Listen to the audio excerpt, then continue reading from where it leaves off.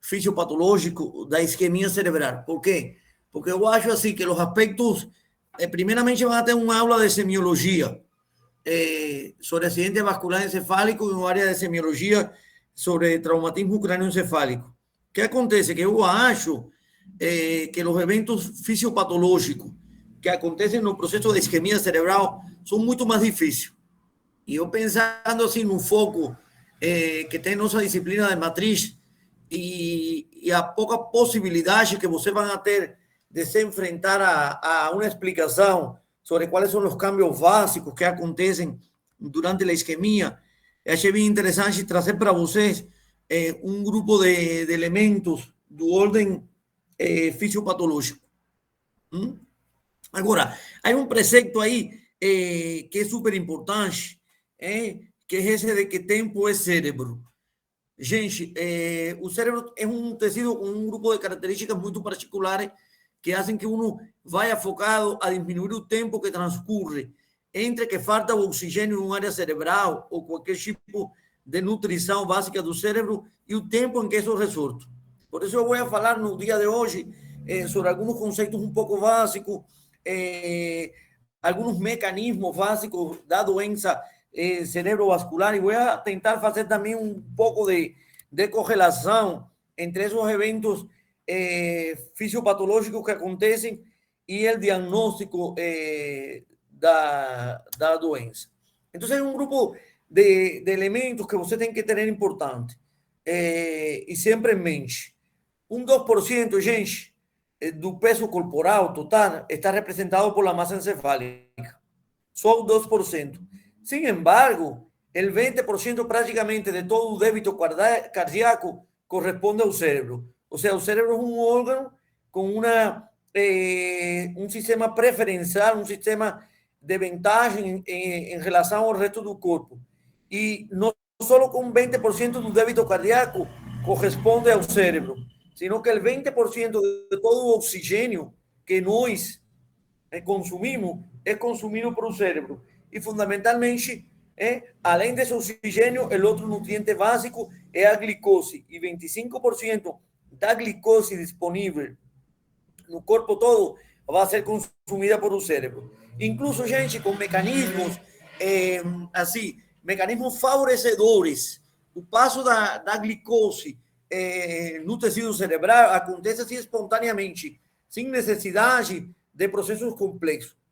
E por que está feito tudo isso? Precisamente porque o cérebro é um órgão crítico, um órgão que não tolera largos períodos de estadia sem consumo de oxigênio e sem consumo de glicose. O que acontece? Que ele não tem outra fonte de reserva energética. Então, ele precisa obrigatoriamente de uma perfusão contínua de sangue e que esse sangue esteja levando para ele sempre oxigênio e glicose.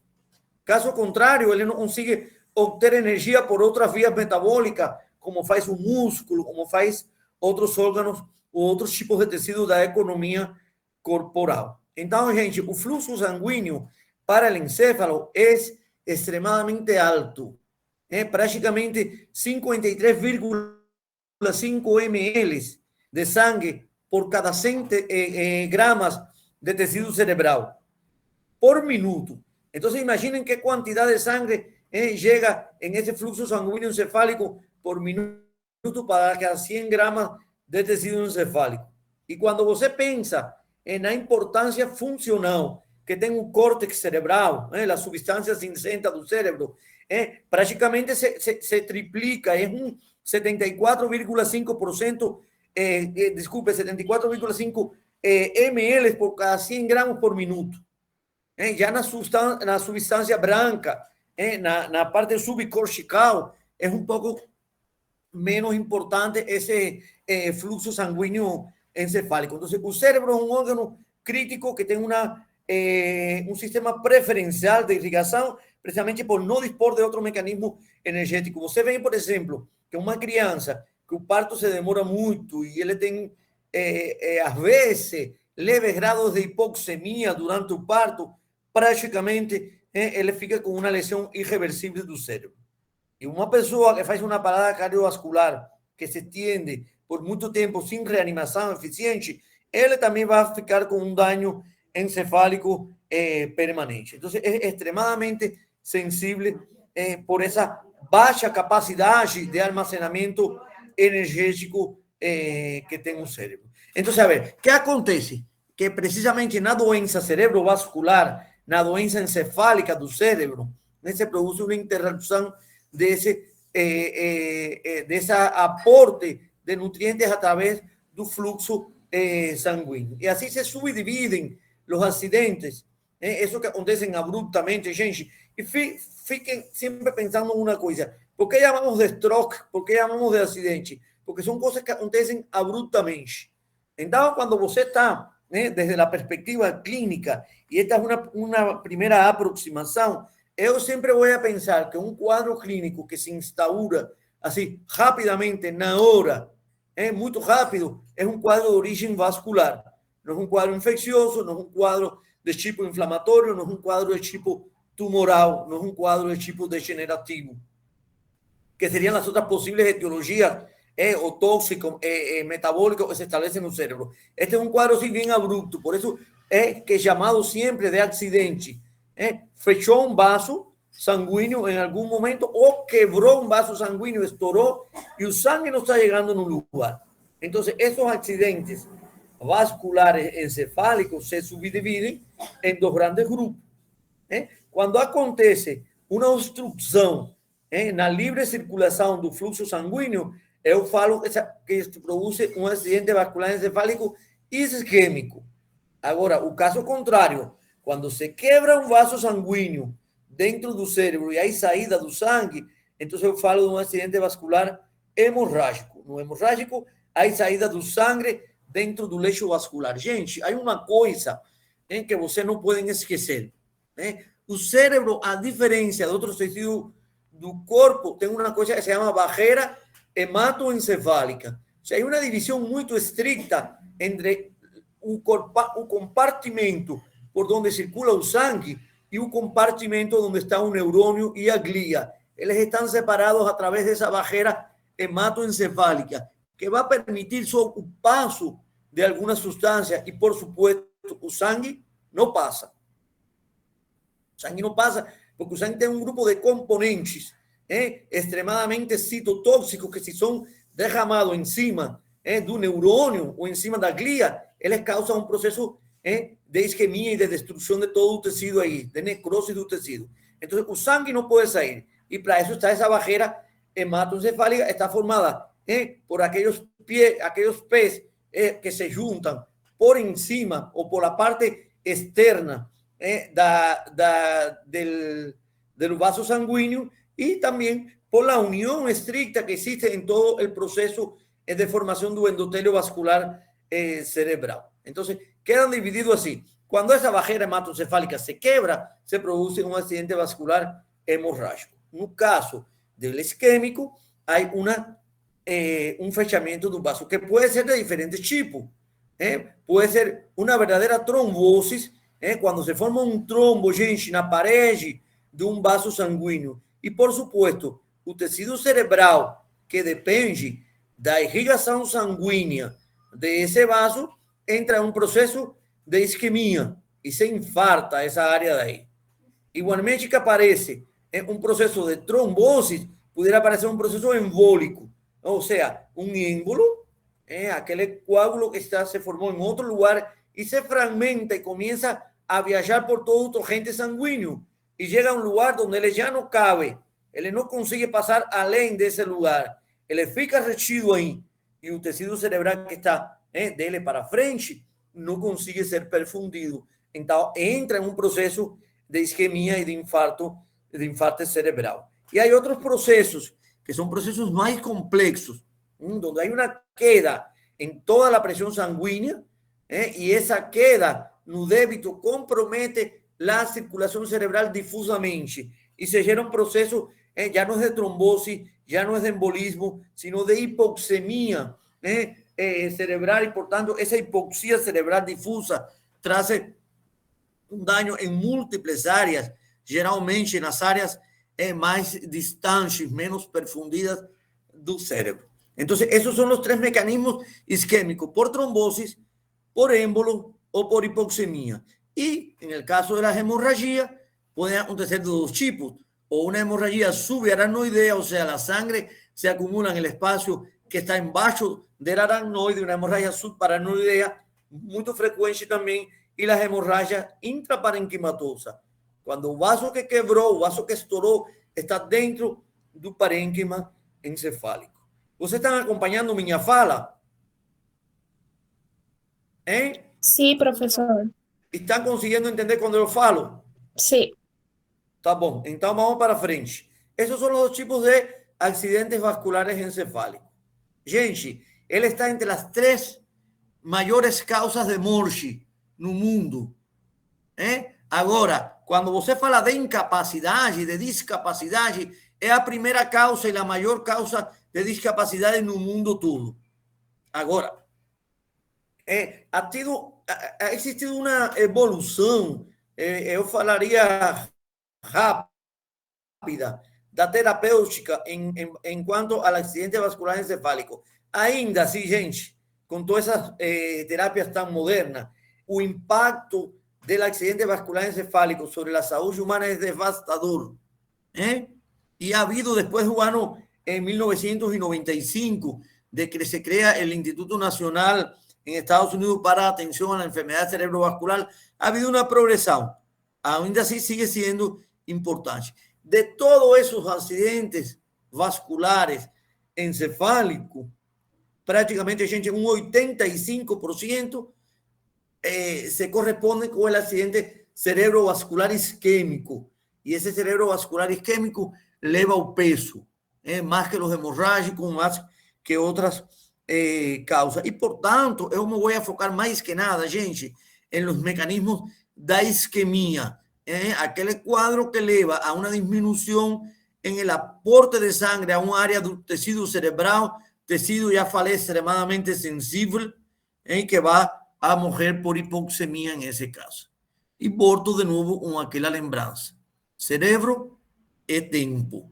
Time is brain. Então, tem que ser rápido, gente, na recuperação, na reperfusão dessa área do cérebro. Então, desde a antiguidade, sempre, o santo grau do tratamento é a recanalização do vaso ocluído. Eu quero desentupir esse vaso, eu quero que o sangue volte a chegar rapidamente na área onde está faltando. Então, essa é a primeira percepção que quero que vocês tenham para sempre. Por supuesto, há outras estratégias de tratamento menos efetivas. Sim, são menos efetivas. Por exemplo, todo um sistema de neuroproteção que eu posso estabelecer sobre esse tecido. E depois que o tecido é dañado, os fenômenos de neuroreabilitação. Los cerebros, los sistemas de neuroprotección, o sea, voy a tentar proteger a área que está por fora do core isquémico, do centro da isquemia, e que ainda eu pudiera recuperar ela. Eu posso fazer todo um sistema de neuroreabilitação, tentando fazer uma reformatação do cérebro, reutilizando cortezas e reconectando áreas perdidas para melhorar a funcionalidade do paciente. Y, por supuesto, esto que le corresponde al PIESG aquí, el área de prevención primaria, de evitar aquel grupo de factores de riesgo que están relacionados con la ocurrencia del accidente cerebrovascular. Ahora, por concepto, lo que se produce es un proceso de isquemia cerebral, que no es más que una reducción no fluxo de sangre cerebral suficiente para manter a função celular. E, gente, quando ela começa a cair embaixo dos limites, já começa a haver um sofrimento. Porém, ainda ela consegue. Quando essa redução é tão grande que não permite ser suficiente para manter um bom funcionamento da célula nervosa, então se começa a se produzir esse processo de isquemia. E esse processo de isquemia pode ser uma isquemia focal ou uma isquemia global. São duas coisas bem diferentes.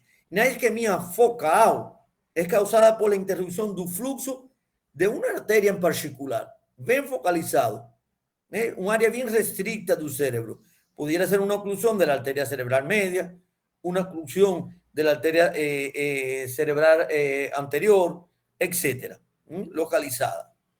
Agora, já quando eu falo de isquemia global, estou falando de uma diminuição do fluxo sanguíneo global de todo o cérebro. E acontece mais, por exemplo, em uma parada cardiorrespiratória, onde há uma parada do coração, cai o débito, não tem fluxo sanguíneo indo hacia o cérebro, e isso produz uma isquemia global, como também acontece no traumatismo crânioencefálico, que você vai ver mais para frente em outras ATP, onde se daña difusamente todo o cérebro do paciente. Então, ¿tem diferença? Sim. A isquemia focal tem características clínicas focalizadoras. Elas vão a depender, a sintomatologia depende de quê? Del área que foi comprometida. Si es un territorio de la arteria cerebral media, de la arteria cerebral posterior, y eso son territorios bien diferentes en cuanto a distribución e irrigación de estructuras no cérebro. Eu quero que você faça uma revisão bem aprofundada de los territorios vasculares do cérebro para que você consiga entender clínicamente como é que eu localizo topograficamente essa lesão. E se em algum lugar de todo o estudo da neurologia você tem que conhecer os territórios vasculares para fazer uma localização topográfica, é precisamente na doença cerebrovascular. Tá bom? Agora, essa isquemia, gente, essa redução. Agora, que é o que é um infarto? Um infarto é algo diferente. Quando eu falo de um infarto cerebral, eu estou falando dos achados histológicos, de la neurohistologia, y esta región que fue afectada por la isquemia, cuando ya tiene mudanzas histológicas, yo falo que es un área de infarto. Entonces no es lo mismo isquemia cerebral que infarto cerebral.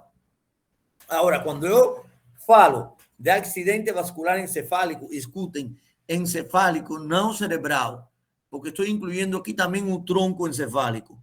Entonces, el accidente vascular encefálico es una disfunción neurológica. Es una disfunción neurológica aguda de origen vascular, de súbita evolución correspondiendo al envolvimiento de áreas focais do encéfalo. Entonces, un accidente vascular encefálico, por concepto, tiene esas características.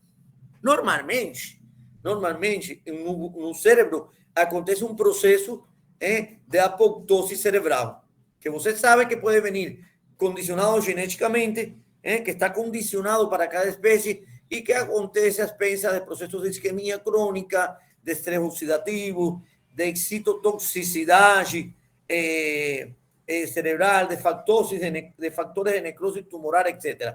Y que eso trae consigo, gente, alteraciones a nivel celular, con activación de las caspasas, con alteraciones en los metabolismos energéticos celulares. Eso trae lesión celular, lesión de un núcleo por fragmentación. Ahora, las organelas citoplasmáticas, ellas se mantienen intactas. Ellas mantienen su membrana da organela en particular. Y por tanto, esas sustancias líticas, esas sustancias destructoras del tejido que están dentro de las organelas, no causan aquel proceso de inflamación celular que viene con todo el proceso fagocítico. Entonces, ellas hacen un proceso controlado, sin un proceso inflamatorio, y hay una fagocitosis de esos restos celulares y una destrucción del tejido cerebral por apoptosis. Bien diferente de los cambios necróticos que acontecen en la isquemia, donde hay un cese de la perfusión cerebral, hay un estrés oxidativo y comienza todo un proceso de excitotoxicidad con mecanismo de injuria, de daño cerebral.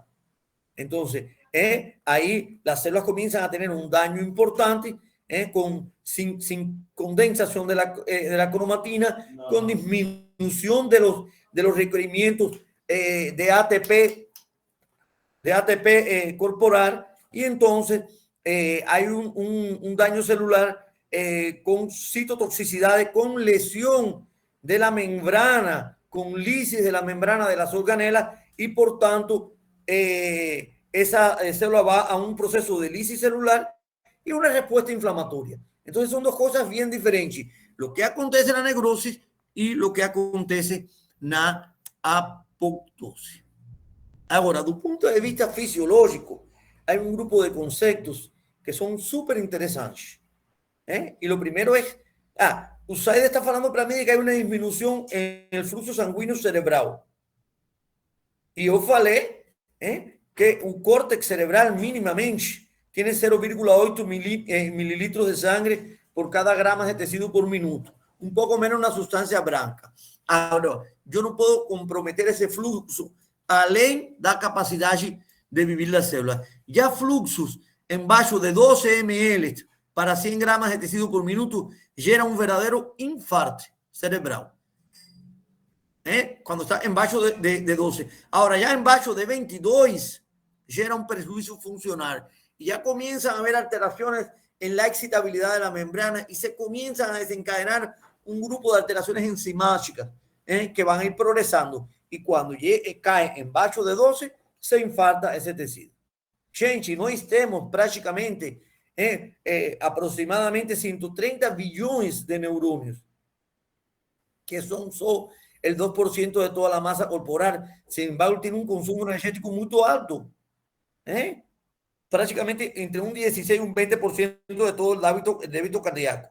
Y el único sustrato, como ya falei, es la glicose. Ele pega ATP más creatina, forma la creatina más ADP. Gente, no tengo otra maquinaria. Tu cerebro puede pegar y utilizar algunos cuerpos cetónicos ya en estadios muy avanzados y con poca eficiencia energética.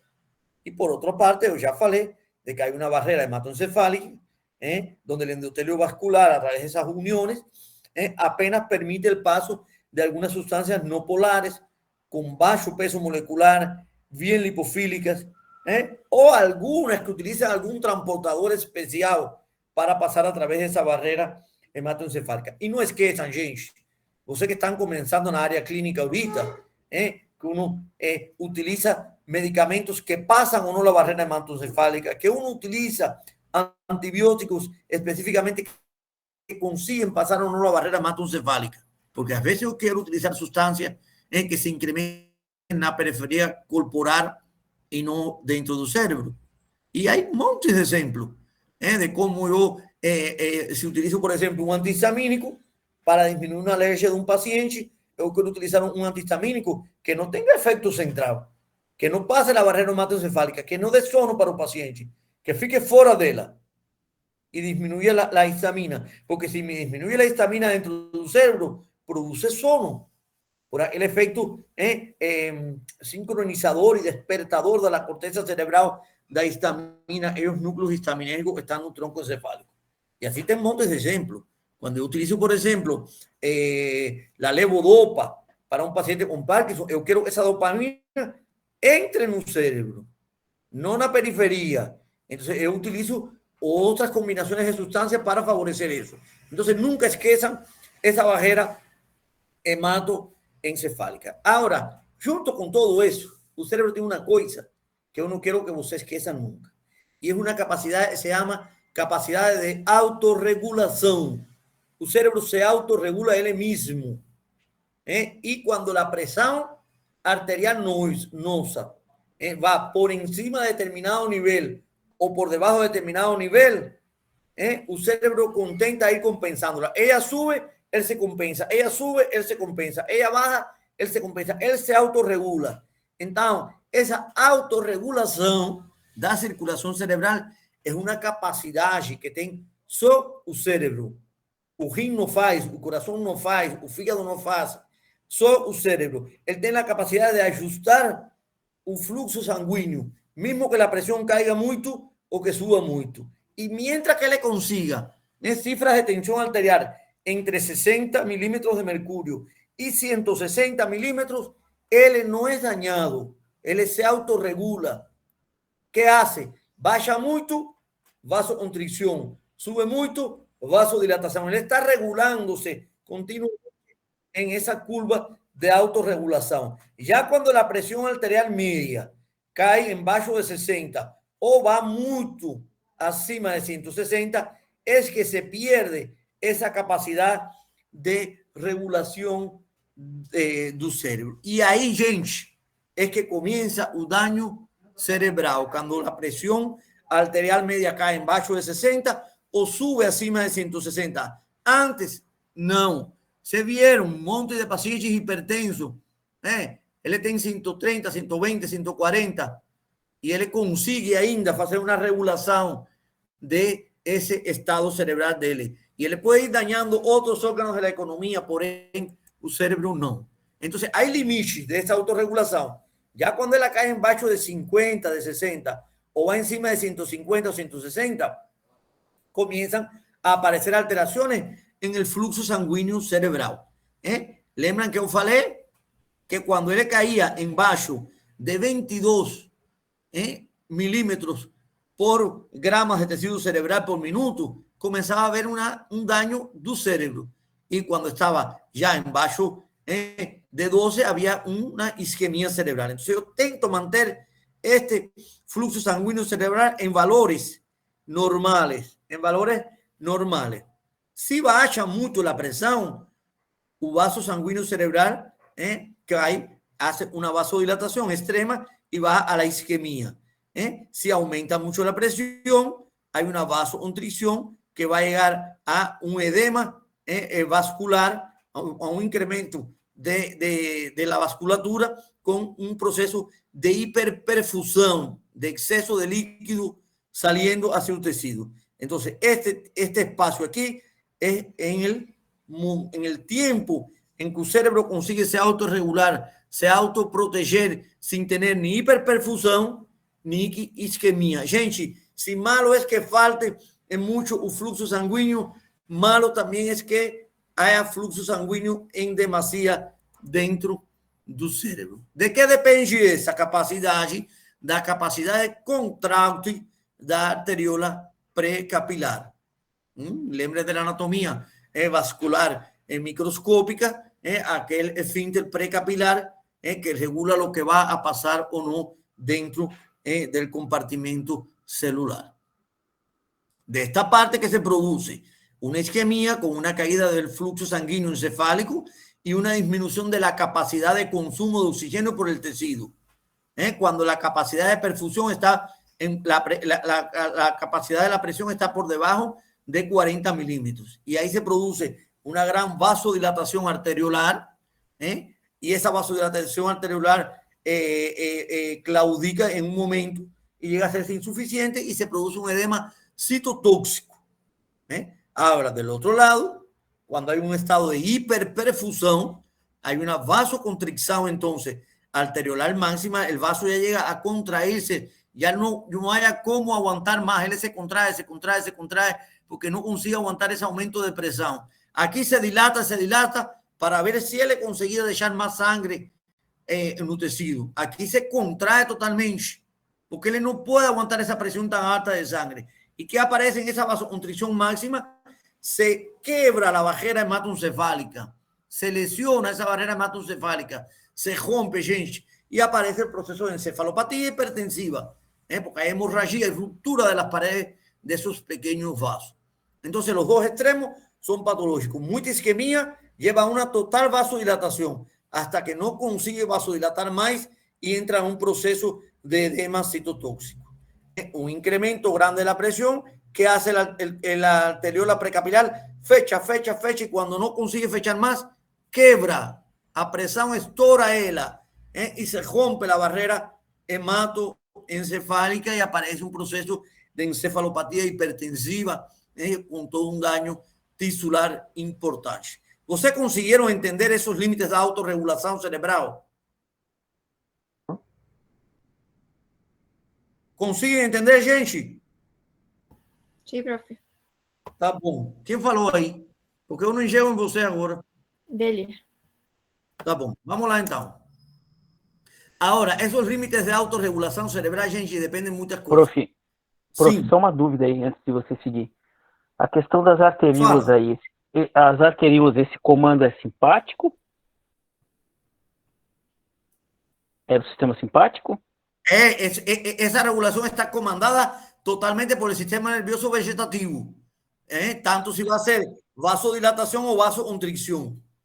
Certo. E aí outra dúvida, ela também é acionada pela citotoxicidade ou só pela pressão? No, esa regulación va a depender de la presión, o sea, antes aumentos o disminuciones de la presión arterial media, él le responde con ese mecanismo, es un mecanismo puramente vascular, es el primer mecanismo que tenemos de defensa y es una respuesta de la musculatura lisa del vaso.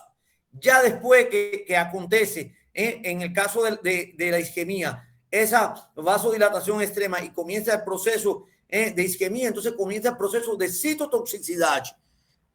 A partir de ese momento para adelante. ¿Entendieron? Sí. Es puramente un mecanismo endovascular. El vaso se percata de que hay un cambio en su pared de la presión sanguínea y él responde con ese proceso. ¿Entendieron? ¿Entendió? Sim, prof, entendi. Tá bom. Entonces, gente, esos límites de autorregulación dependen de varias cosas.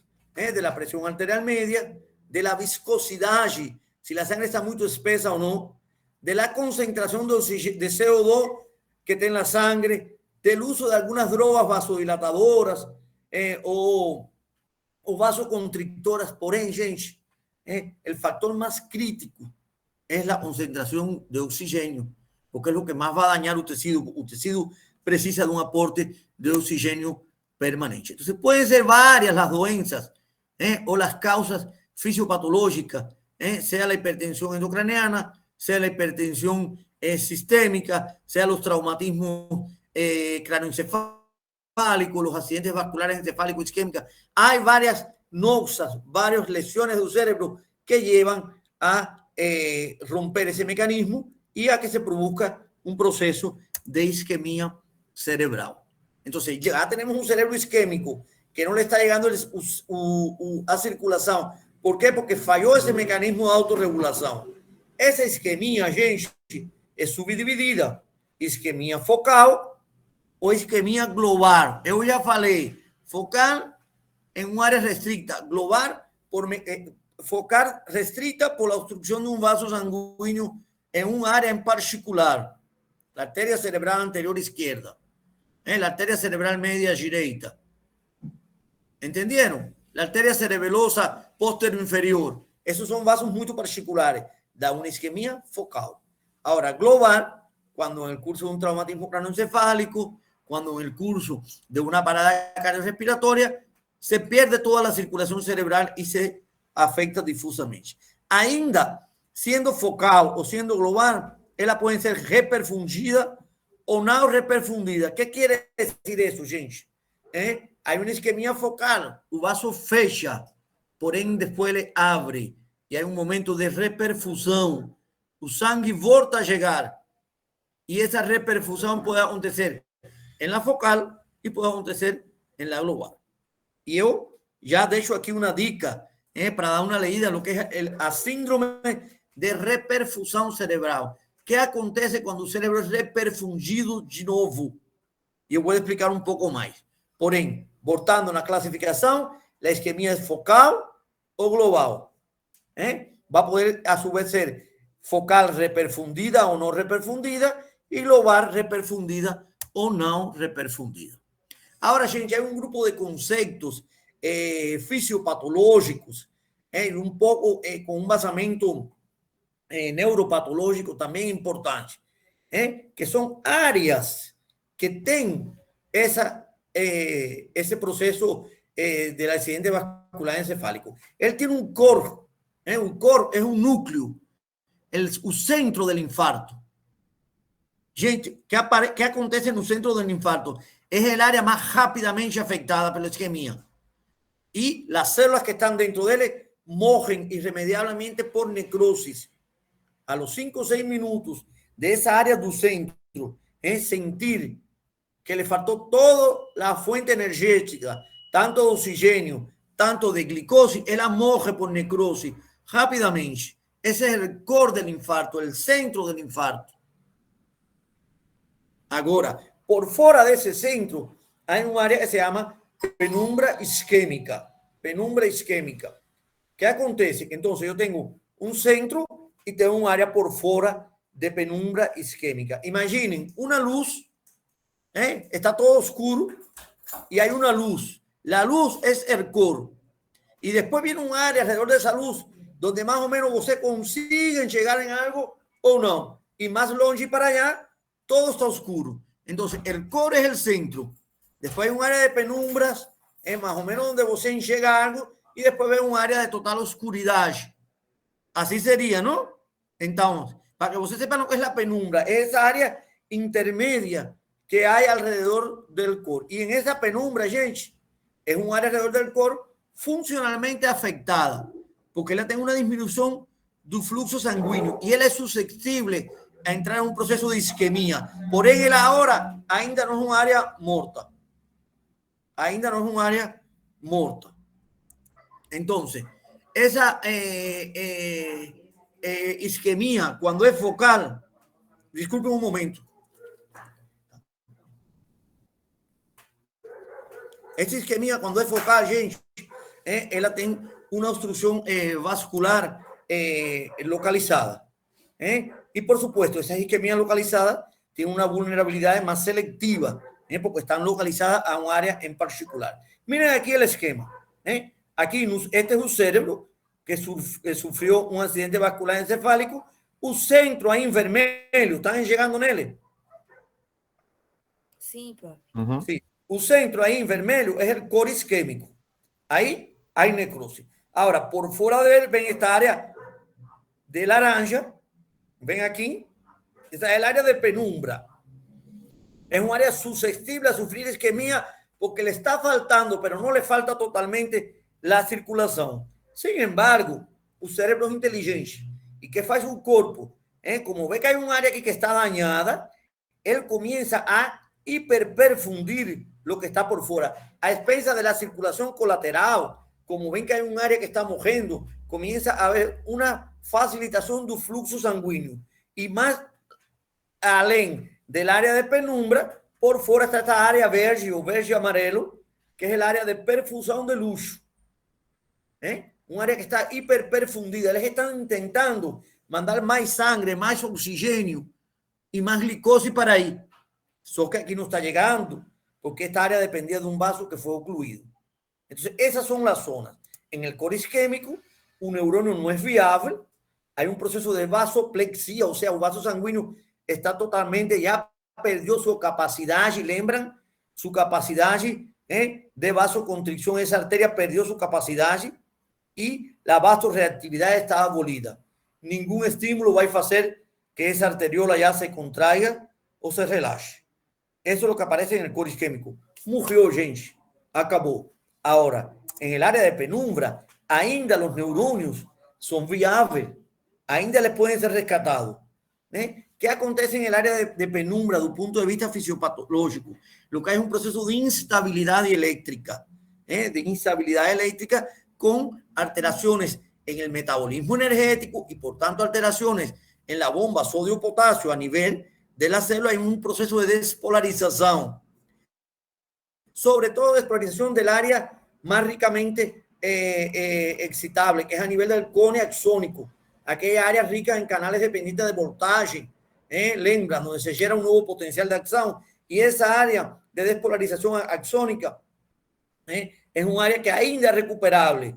Ese neurono es viable, tiene un proceso de instabilidad eléctrica, no de vasoplegia, no de abolición total de las actividades de los vasos. Los vasos están paréticos, por ahí ainda les van a conseguir responder. Entonces, esta área, gente, es la que más me interesa. Esta área de penumbra. ¿Por qué? Esta ya murió. No tem jeito. Porém, esa área de penumbra es un área que yo consigo recuperar. Yo tengo que intentar recuperar esa área de penumbra isquémica. ¿No es así? Y por fuera de ella está el área de reperfusión. En esa hay una vasodilatación intensa y hay un aneo hiperémico.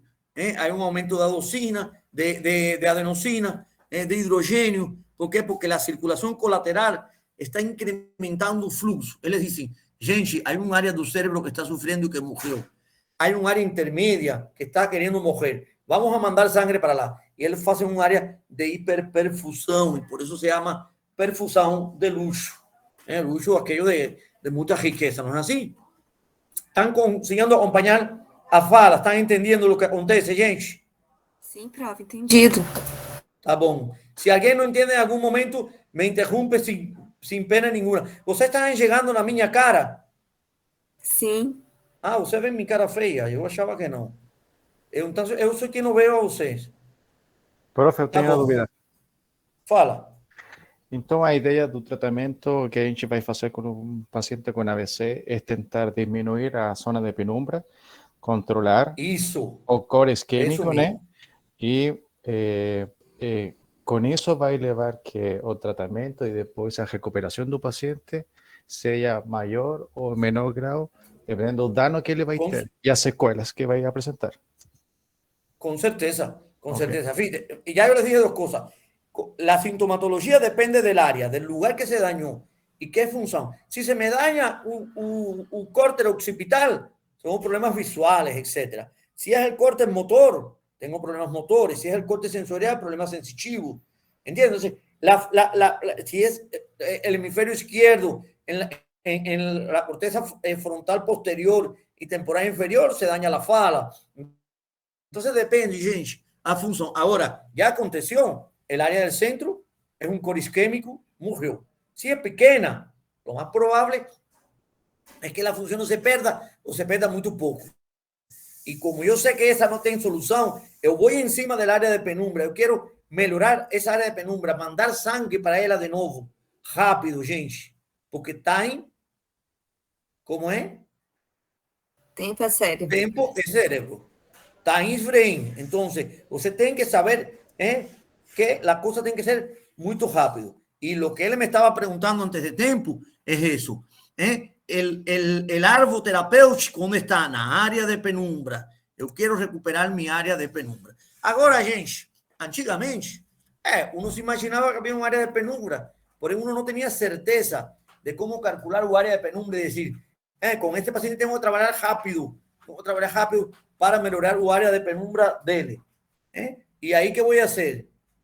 Miren aquí, en este diseño, este es un estudio de un mapa de perfusión por resonancia magnética. Ven toda el área lesada aquí. Por ende, él consigue, por las propiedades de difusión del agua, hacer un cálculo del área isquémica, que es la que está dentro de los puncinhos pretos, y del área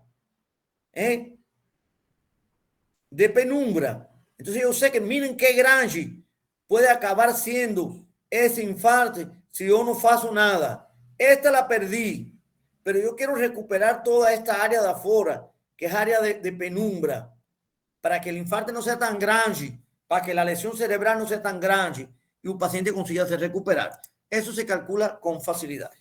Ahora, gente, ¿qué es lo que produce ese proceso de obstrucción de la circulación? Son múltiples causas. Então, aqui, este esquema traz muito fácil o entendimento das causas. As causas, gente, pudieran ser ou uma causa embólica, seja um êmbolo, um fragmento de um coágulo sanguíneo que viaja e se instala em outro lugar. E esse êmbolo poderia vir do coração. E aí eu falaria de causa cardioembólica. Frecuente, sim. Ahora, yo pudiera tener una placa de ateroma aquí en uno de los grandes vasos, sea en un calado de aorta, sea en la carótida común, y que esa placa de ateroma o aquí en la bifurcación tenga una instabilidad y del endotelio, se forma un coágulo, se fragmente y me mande émbolos. Ahí el émbolo sería arterio-arterial, no sería cardioembólico. Ahora, igualmente que eso acontece, yo pudiera tener un proceso de ateromatosis, o sea, de formación de placas en los vasos que están dentro del cerebro y un fechamiento, cuando se inestabiliza esa placa. Entonces, yo puedo tener coágulos que se forman en lugares y se fragmentan y mandan émbolos dentro del ventrículo, algún infarto transmural que haga un coágulo importante dentro del ventrículo izquierdo, se fragmenta y manda aquí por la circulación y manda para mi cerebro. Yo pudiera tener alteraciones a nivel de las válvulas del corazón, enfermedades de las válvulas, valvulopatías, que esa inestabilidad, a veces porque es una válvula mecánica o porque es una válvula protésica que se puso de otro animal, etcétera, y esa válvula tiene irregularidades y ella puede ser un sitio donde la sangre se coagula y manda también. Una de las más frecuentes, gente, la más importante do ponto de vista cardioembólico es la fibrilación atrial, a fibrilación auricular, aquella aurícula que fibrila, no tiene una capacidad contráctil suficiente, la sangre se torna turbulenta, se fragmenta el coágulo y manda al corazón. Igualmente, pudieran acontecer en procesos de endocarditis infecciosas, etc. Ahora, gente, ¿qué característica tienen los procesos cardioembólicos? Hacen múltiples infartos en varios territorios. No es una placa de la cerebral posterior, no es un ateroma en la cerebral media, no es un ateroma en la cerebral anterior. No. Es en múltiples lugares y enseguida me llama la atención. Tiene múltiples infartos en varios lugares del cerebro. Eso está viniendo de otro lugar. Ahora, si fuera de una carótida, él estuviera yendo para un solo lado. Si fuera de la otra carótida, para el otro lado. Ahora, no es un caso. No es un caso. Está saliendo de aquí y cuando llegue aquí puede pegar cualquiera de los dos hemisferios. Y entonces esas son las características del cardioembólico. Igualmente, gente, puede haber una obstrucción paulatina sin que se fragmenten émbolos y se vaya disminuyendo la perfusión cerebral difusamente en la obstrucción de las carótidas externas. Y eso puede traer consigo, sobre todo el paciente que tiene una disminución de la circulación sanguínea, un fallo cardíaco, porque en cualquier momento va a comprometer la circulación de ese lugar. Entonces, miren, aquí yo hago una descripción para que ustedes vean los cambios que acontecen en el flujo sanguíneo cerebral local, dependiendo de las estructuras dañadas y el área de core y el área de penumbra. Las probabilidades, gente, de esto dejar un área de daño o un área de recuperación dependen del tamaño del core. Mientras más grande es el área del core, más grande es el área de penumbra y menos la probabilidad de que eso se recupere. Ahora, cuando el core es muy pequeño, aquí en vermelho, y el área de penumbra es más grande, la probabilidad de recuperación también es mayor. Eso es fácil de entender, eso es pura física ahí. Ahora, gente. Profe, una pregunta. Fala. Ahí es donde aspirina cumple un rol fundamental para poder controlar un poco core y disminuir la zona de penumbra. Así mismo. Si você fluidifica o sangue rapidamente, con un proceso de antiagregación, por supuesto, el sangre va a poder llegar por toda esa circulación colateral con más facilidad al área de penumbra y você va a facilitar, va a disminuir esa área que esa área de penumbra se torne un área de isquemia, un área de core. Porque un core, si você deja, va a crecer y después el infarto es súper grande, con una lesión motora súper importante y aquel paciente que pierde todas sus capacidades. Ahora, gente, do punto de vista fisiopatológico, ¿qué va aconteciendo? Hay una cosa que se llama cascadas isquémicas del accidente vascular encefálico, como las cascadas del Iguazú. Una vez que el agua cae, va embora por ir para allá y va para allá, va hasta que llega al mar. ¿No es así? Entonces, lo primero que acontece son 3 cascadas diferentes o 3 momentos de progresión. Lo primero se llama cascada despolarizadora o despolarizante. Un proceso de despolarización. Después viene un proceso de vasodilatación importante, se pierde la capacidad de contracción del vaso sanguíneo y finalmente es un proceso bioquímico, gente. Y ese proceso bioquímico trae la liberación de un grupo de sustancias inflamatorias y de radicales libres que acaban con el tejido cerebral. Esa progresión, yo no quiero que llegue aquí a estos daños irreversibles. Yo quiero parar eso antes. Entonces yo tengo que hacer esa cascada isquémica. ¿Cómo comienza? Hay una lesión, se obstruye el vaso y falta oxígeno y falta glicosis. Y si no hay glicosis, no hay ATP. Y si no hay ATP, mi bomba sodio-potasio, que está aquí en la membrana, que es una bomba ATPasa, la precisa de energía para ese bombeo, para sacar sodio, entrar potasio y mantener aquel potencial de la membrana en reposo. Se pierde esa capacidad energética. Entonces, cuando comienza a fallar esa bomba, comienza a haber un influjo de calcio hacia el interior de la célula. Y ese influjo de calcio que viene ya en otro momento, después de esa despolarización, son cambios bioquímicos.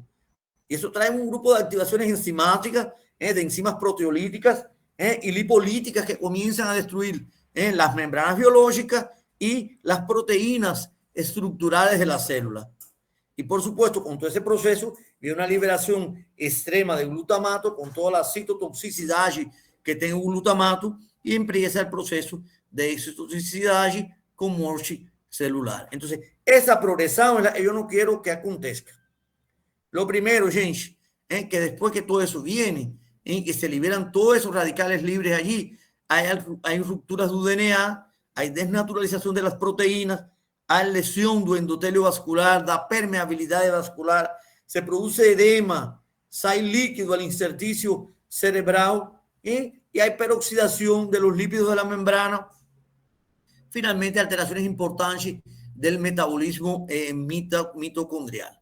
Entonces, eso ya cuando comienza ese proceso de vasodilatación, hay salida. Primero se van adheriendo las células a el endotelio vascular, después van saliendo las células inflamatorias y comienza todo un proceso de inflamación con formación de radicales libres y con todos aquellos efectos de destrucción sobre el tejido cerebral. Entonces acontece así, la cascada comienza con un proceso de despolarización y aquel proceso normal se pierde, aquel proceso de manutención del potencial de membrana en reposo después de la pasada de un potencial de acción, y comienza a haber por esas alteraciones en la bomba de sodio potasio una despolarización fundamentalmente del cone axónico con liberación de glutamato de aspartato, con un incremento en el consumo de glicosis, y ese incremento en el consumo de glicosis lleva a la célula a un proceso metabólico que trae consigo acidosis del tejido.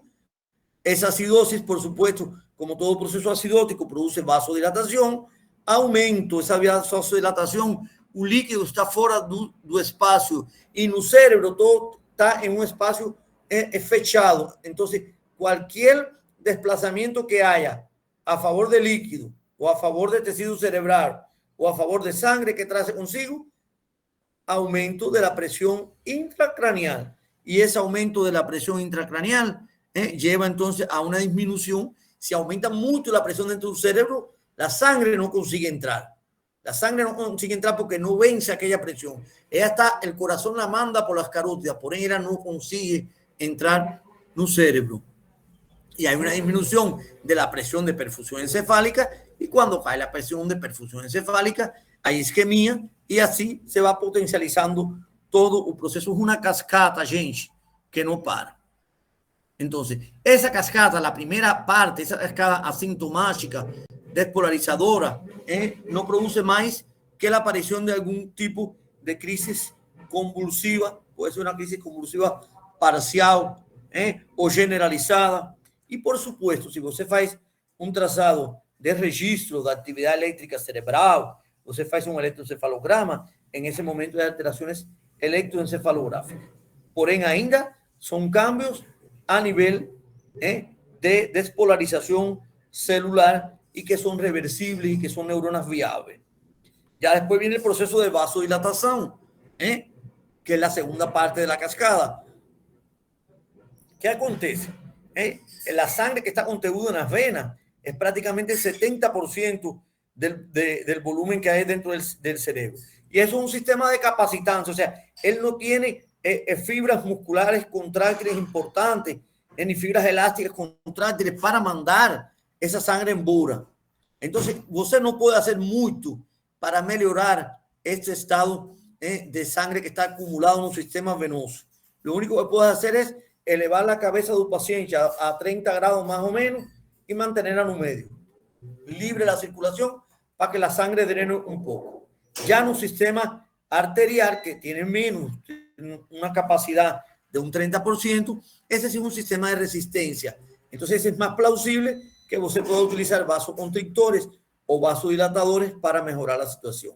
En este caso, que hay un estado de vasodilatación, usted con algunos vasoconstrictores pudiera mejorar ese proceso de isquemia que se está provocando. Entonces la cascada isquémica empieza así: salida de potasio, entrada de gran influjo de calcio, liberación de prostaglandina, agregación plaquetaria, disculpen, liberación de radicales libres y lesión de la barrera hematoencefálica, con salida de sustancias que producen todo un proceso de acidosis tecidual por un incremento en el consumo de glucosa como mecanismo energético. Y esos son cambios puramente bioquímicos que se producen. Agora, en este momento, o que eu posso fazer? En este momento hay una cosa muy importante. ¿Cómo yo paro esa maquinaria celular que está difundiendo con entrada de salida de potasio, entrada de calcio, liberación de prostaglandinas, radicales libres, etcétera? Gente, con hipotermia, aquí lo único que puedo hacer yo es, ya allá era intentar que la sangre volte a su lugar, ¿no? Porque lo que había era una cascada despolarizante. Aquí no, aquí yo voy a enfriar un cerebro para que él no siga consumiendo. Puedo hacer hipotermia, puedo hacer un coma barbitúrico, decir, bon, si usted está necesitando trabajar tanto y yo no consigo hacer otra cosa, te voy a congelar, te voy a enfriar para que pare ese proceso. Miren cómo acontece toda la secuencia de la cascada isquémica a lo largo del tiempo: 1 hora, 3 horas, 24, 48, una semana y más para lá. Primero, en las primeras 3 a 6 horas hay un proceso de hipoxia. Ese es mi momento cumbre, hasta las 4 horas es lo fundamental. Después, desde el mismo momento en que comienza la hipoxia, hay un incremento en la secreción de sustancias citotóxicas. Pasada 1 hora ya se comienza a activar el proceso de la inflamación, que se extiende hasta un poco más de una semana. Después viene alrededor de las 4 horas para frente ya un proceso de edema cerebral que cae aquí alrededor de 1 semana y media, y la apoptosis, que comienza más o menos a partir de las 6 horas y se extiende por largos periodos de tiempo. Entonces, esos son la evolución a lo largo del tiempo. Y este momento, gente, aquí de la hipoxia cerebral, un momento más importante para tratar. Eu já falei para vocês de que había múltiples causas cardíacas. Puede ser una estenosis de la válvula mitral, puede ser una endocarditis bacteriana subaguda que mande émbolos sépticos, lesiones de la válvula o reemplazo de válvulas por válvulas protésicas. Puede haber un infarto agudo del miocardio con un trombo a través del tejido transmural ahí que se forme, procesos de aterosclerosis cardíaca también que comprometen las funciones ventriculares, etcétera, señores. Puede haber muchas causas cardíacas formadoras de trombos. Ahora, hay un proceso que es diferente. Cuando hay una parada cardiovascular, cuando hay un accidente con un traumatismo craneoencefálico grande, hay una hipoxia difusa. Ya no es aquel proceso localizado en un vaso. Y esto lo que llamamos entonces de encefalopatía anóxica. El área es grande, señores. ¿Y quién tiene más encefalopatía anóxica? ¿Quién sufre más cuando cae el flujo sanguíneo cerebral difusamente en una parada cardiorrespiratoria o un traumatismo craneoencefálico, etcétera? Las áreas más sensibles a la isquemia son los neurones que están en el cuerno de Amón 1 y a nivel del hipocampo. Las neuronas del córtex cerebral ven que en la imagen el daño fundamentalmente es cortical, sobre todo la lámina 3 y 5 del córtex. Lembra que el córtex tenía esas 6 capas diferentes de células. En la capa 3 y la capa 5 es donde fundamentalmente, y es ahí donde están neuronas de funciones importantes precisamente, y a nivel del cuerpo estriado, del estriato. Recuerden que el estriato es una estructura múltiple que está formada por el globo pálido, el núcleo lenticular y el núcleo caudado. Todo eso forma el estriado por aquellas características que tiene. Toda esa zona de los ganglios basales también es muy sensible en la encefalopatía anóxica. Ahora, yo tengo mecanismos fisiológicos para garantizar que cuando me falta por un lado, me llegue por el otro. Entonces, mi cerebro tiene una red que se llama red alternativa do flujo sanguíneo protectora para el cerebro. ¿Qué hace? Comunica un sistema posterior con un sistema anterior y un sistema interno con un sistema externo. Él se vale de varias cosas. Por ejemplo, un sistema de la carótida interna, que es este que va por aquí, ¿ve? Corazón, calado la aorta, carótida común, carótida interna, carótida externa. Aquí, a través de la oftálmica, él logra comunicar el sistema de la carótida externa con el sistema de la carótida interna. ¿Qué garantiza eso? Que si hay una obstrucción a este nivel, aquí, la sangre consigue ir por carótida externa, dar esa vuelta y llegar un poco de sangre al sistema cerebral anterior. Eso es un sistema de comunicación. Igual que yo puedo hacer un sistema de comunicación de la carótida interna con la oftálmica el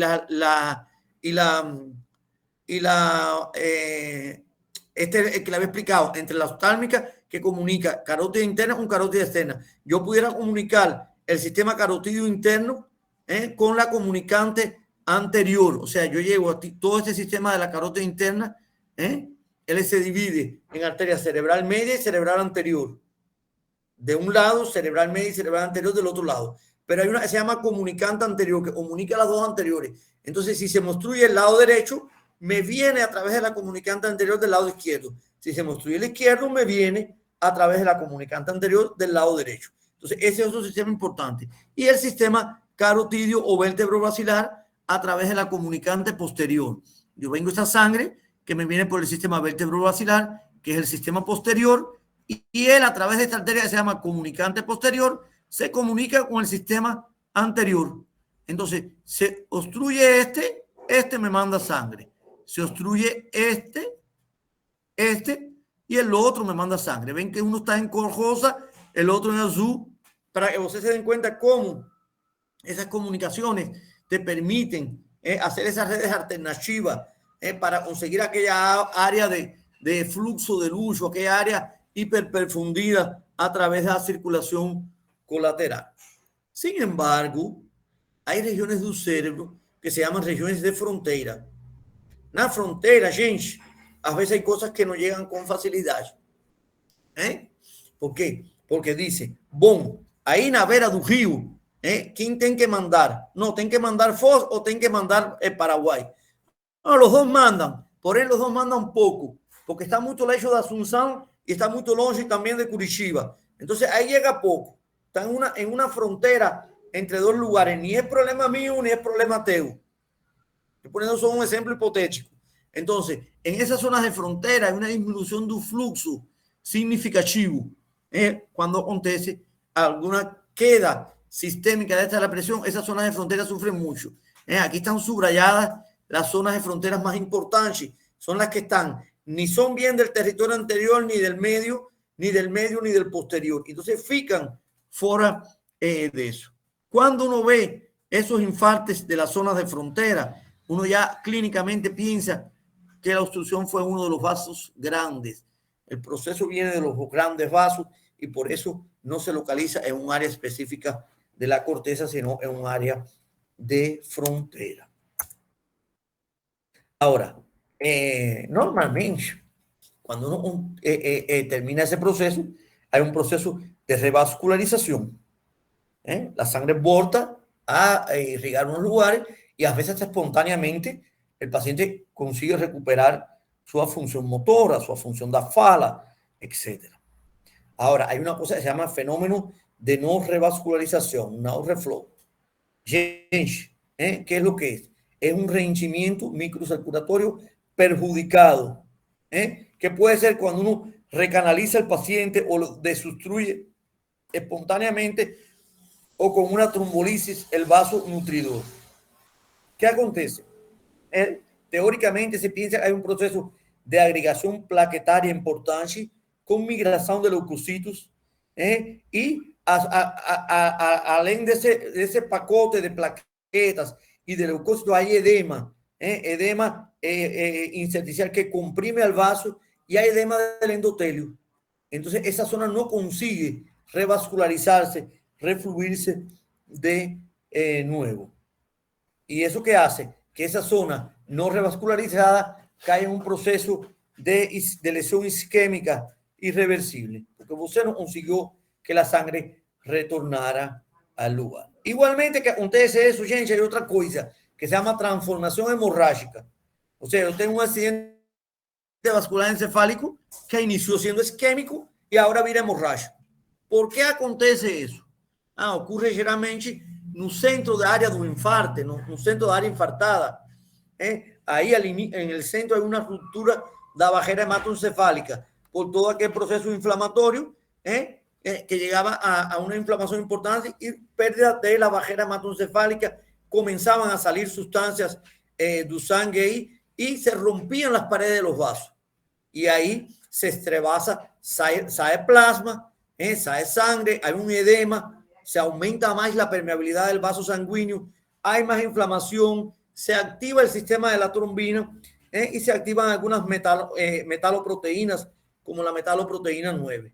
Y eso hace entonces que el centro del infarto se convierta en un área hemorrágica. Entonces usted dice, el paciente tenía un infarto isquémico que ahora tiene una transformación hemorrágica. Y cuando usted hace la imagen, que es la que trae todo ese entendimiento, la neuroimagen, usted ve que dentro del área infartada hay un área de hemorragia, de sangre, un centro que tiene características totalmente diferentes. Ahora, señores, igual que puede haber una lesión por falta de perfusión, el no reflow aquel, puede haber una lesión por reperfusión, o sea, que llegue demasiado líquido, demasiado sangre. Y eso es lo que se conoce como síndrome de hiperperfusión. Usted recanaliza el vaso, hace una trombolisis o hace una endarterectomía, una angioplastía, coloca un stent o tira un coágulo de ahí adentro, o hace una trombolisis endovenosa o endoarterial. Y un 40% de los pacientes, após unas horas de esa trombolisis interarterial, hasta el 50% de los pacientes en una semana, por resonancia magnética, se ve que hay un síndrome de reperfusión, principalmente en las áreas infartadas. Esa área reperfundida, donde ahora está llegando demasiado perfusión sanguínea, es un área que tiene grandes riesgos de hemorragias. Como yo sospecho en un paciente que comenzó a entrar en un síndrome de reperfusión. ¿Por qué? Porque comienza a tener dolor de cabeza, o sea, cefalea y debilidad motora y comienza con crisis convulsiva y yo empiezo a pensar, bueno, hay un área de edema, hay un área de hiperperfusión en alguna área de la corteza. Esos son los tres elementos fundamentales: a convulsión, un déficit motor y la cefalea para un diagnóstico de esa lesión o síndrome de hiperperfusión cerebral.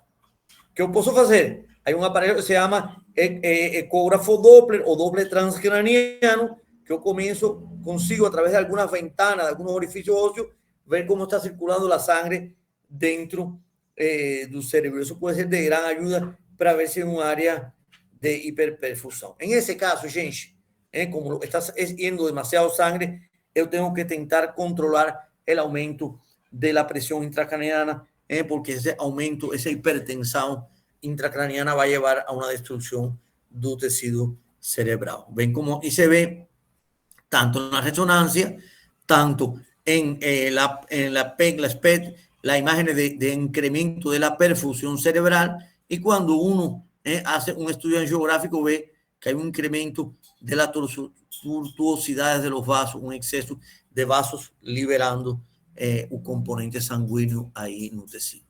Gente, otra de las cosas importantes es que ese líquido que sale, yo falaba para usted, cuando se rompía la permeabilidad del vaso, sale todo ese plasma y eso produce edema cerebral, hinchazo del cerebro. Entonces, ese hinchazo puede ser de dos tipos. Hay dos tipos de edema. Edema citotóxico y los edemas vasogénicos.